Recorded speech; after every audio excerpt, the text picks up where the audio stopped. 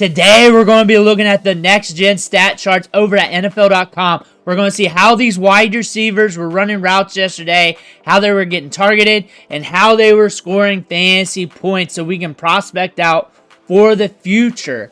But before we dig in, you need to click that subscribe button right now. We're going hot and heavy looking at the waiver wire with multiple videos to help you find those diamonds in the rough. We're also using these videos to help you set your lineups. Click that button. Stop missing out. Rick Blair's watching. Do not disappoint him. Hit that subscribe button for one time's sake. But we're looking at Mike Evans here because he's back. And we were getting targets downfield. We saw 6 targets in this game.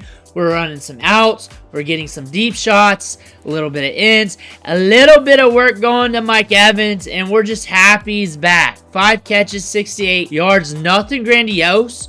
But we got a very encouraging schedule going forward. We're getting warmed up. We're getting targets downfield. We're going to get more targets downfield in the future. Mike Evans is back doing Mike Evans shit. We're going to be getting those deep balls rocking downfield sooner than later. This was a matchup where the game script was not pushed. The Bucs had it clear cut that they were going to win it. They're romping over the Giants. And he still saw 6 targets and caught 5 of them for 68 yards. Jaylen Waddle went off, and it's been a down year for fantasy production from Jaylen Waddle. 8 balls caught, 144 yards, running routes all over the place from drag routes downfield to ends, downfield in general, getting those deep targets. That's good to see. Good to see the volume here, especially up on the Patriots. 9 targets, 8 balls caught, 144 yards, and 1 touchdown. His best game of the year, and it's been a while since he was even kind of functional for fantasy football, and that was week 8 against the Cardinals, and that's just 10 PPR fantasy points.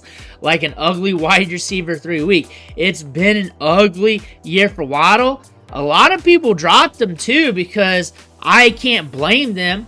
Like week 5 going forward, he hasn't really done anything till now. That's a long time of no production. Even with Tua back these last few games, he hasn't been hitting. I can't 100% trust him going forward, but maybe this is the ignition to allow him to catch fire here for the back end of the season. We've caught fire before in years past. Jaylen Waddle does have some upside, but also fantasy gamer beware because we saw what's going on this season. It's been down. However, this could be the upswing you want. Jaxon, Smith-Njigba. A lot of people need to apologize to this dude because they were expecting Justin Jefferson coming out of the draft last year. It was a slow ramp up. He was hurt last year going into the season, and he had to ramp up during the season. We come in this year, we're doing pretty solid. We've been looking good. Last week, yesterday, catching 6 balls, 77 yards. And we're getting the short targets.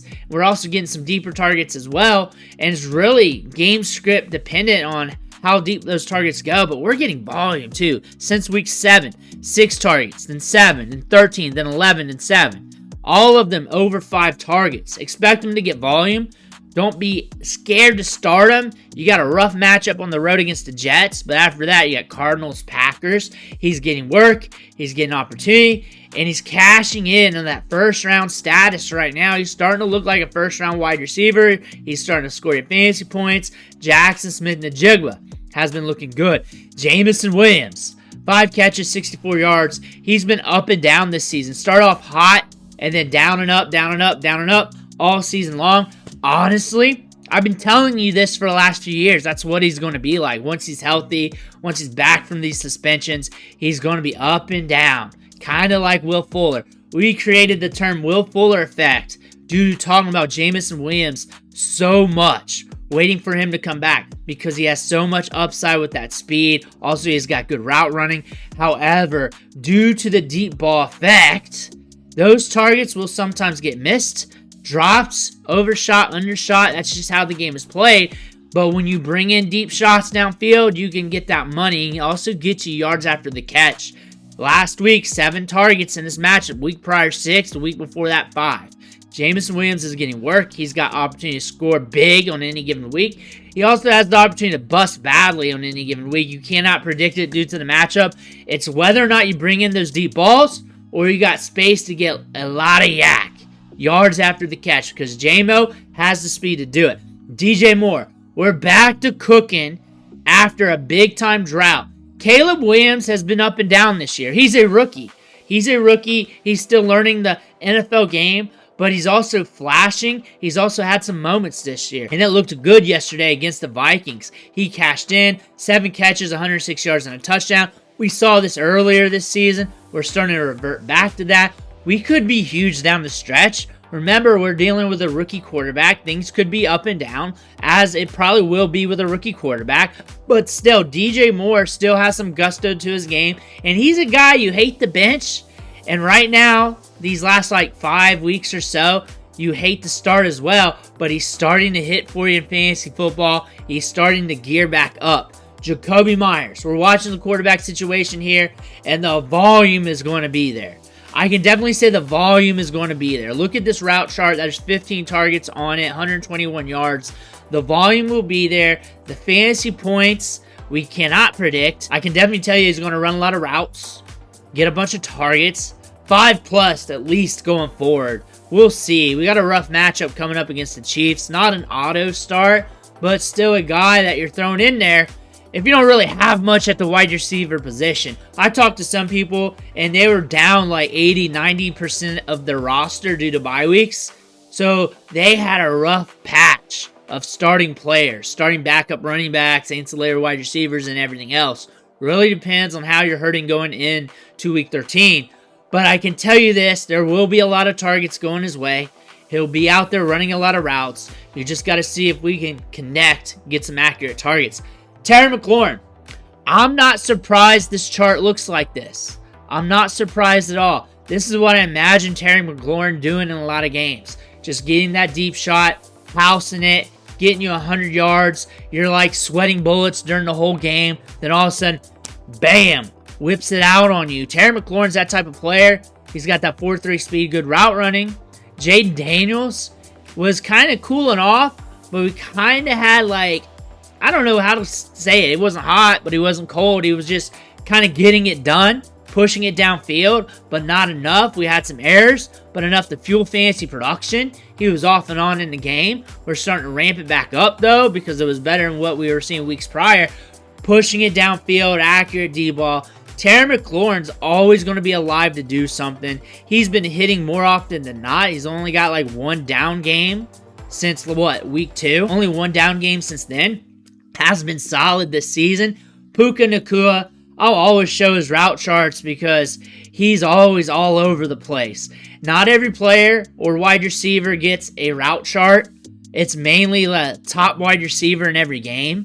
But Puka Nacua here, inside, outside, all over the place, getting targets, getting that work. 13 targets in this game, 9 catches, 117 yards. Big catches as well. Puka is going off, been strong since he came back from injury. Michael Pittman showed up today, and we've been wondering when Michael Pittman was going to come back because it's been an ugly year. Has not been really usable in fantasy this year. A lot of downs and a lot of games where he's an okay wide receiver 3, where he gives you 13, 10.3, 10.6, and you're like, I'll take it, it's fine, but he's not winning you weeks either. Michael Pittman might come back, but again, there's a lot of competition in this offense. You got Anthony Richardson trying to figure things out. You got some interesting matchups coming up. You got a bye week on week 14. However, he's a hard guy to start. He's a scary start every week due to what we've seen this year. But we did get 7 targets in this matchup, 6 balls caught, 96 yards, almost 18 fantasy points. They were trying to come back against the Lions. The game script fueled the passing game. Michael Pittman got it done this week. A.J. Brown doing A.J. Brown things, just taking over games, having big moments, 7 targets, 6 catches, 109 yards, and 1 touchdown. And he is consistent with upside. He's only got a few down games on the season. We are solid for the back end of the season. This is a wide receiver. You're auto starting. No one's questioning it. But you also want to look at the chart. You want to look at where he's running routes at. You want to see what he's doing. This is what you're getting. You're getting deep shots. You're getting crossers. You're getting a little bit of everything. A.J. Brown, one of the top wide receivers in football. Don't sleep on him in next year's draft. He kind of goes a little bit later compared to what his production does. Just remember that. He's going to outproduce where he's getting drafted at next year. Kind of doing that right now. A.J. Brown, just remember he's solid when you start drafting next year. That's what we're looking at from the next-gen stat charts. Let me know what you think. Comments below. Make sure to hit that subscribe button on the way out. One thing for watching. Catch you on the next video.